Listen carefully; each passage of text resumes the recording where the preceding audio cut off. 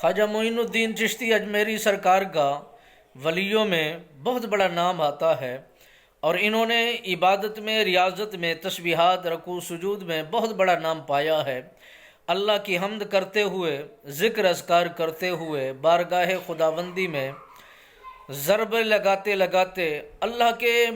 قرب خاص میں جا پہنچے۔ انہوں نے بہت بڑا مقام کو حاصل کرنے کے بعد رب العالمین نے ان کو بہت بڑا اعزاز عطا فرمایا۔ یہ دھرتی پر اپنی حکومت کرتے تھے، دھرتی پر ان کا نام چلتا تھا، زمین بھی ان کا کہنا مانا کرتی تھی، اور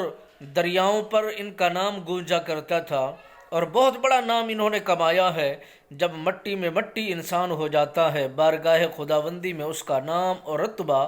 بہت اونچا ہو جاتا ہے۔ جو اللہ کے پاکیزہ لوگوں کے ساتھ اور پاکیزہ اس دھرتی پر اپنے آپ کو جما کر اور محبت الہیہ میں گمشد ہو جاتے ہیں، تو خدا وحدہ لا شریک ان کے ہر لمحے کو مبارک بناتا ہے اور ہر گھڑی کو بہترین سنوار دیتا ہے۔ اور خواجہ معین الدین چشتی اجمیری سرکار نے جس میدان کے اندر بھی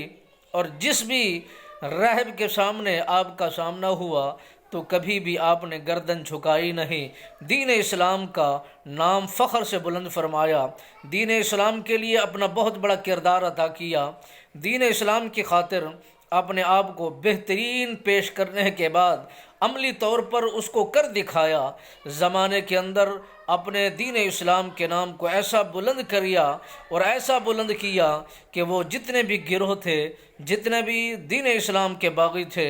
سب کو راہ راست پر لگانے کے لیے، جد و جہد پیش کرنے کے لیے، اور اپنا پورا کردار ادا کر دکھایا، اور نبی کے وفادار بننے میں اپنا نام بلند کر دکھایا۔